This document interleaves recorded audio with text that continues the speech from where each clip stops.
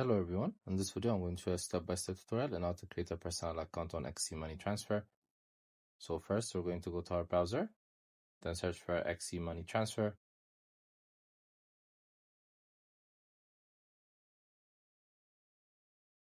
Then click on the first link. Then as you can see, this is the official website. We're going to click on sign up and send. Then as you can see, this is what pops up. We're going to insert our email and password, then click on continue since it's a personal account. Then go to our email for a verification code. Then once we're done, we're going to select our country of residence. They have specific countries, so you guys should choose wisely because not all countries are viable. Then click on continue.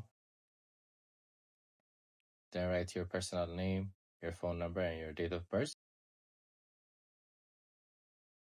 Here you're going to write your transfer preferences. You can select any currency you want. Then your sending frequency, you could choose from either of those and how much you expect to send. Then click on continue. Then your home address. So this is the last information they want from you. Then once you're done, you're going to create your account. So this is how you do it. I hope you guys liked this video. Subscribe for more, like for more, share for more. I would see you again. Goodbye.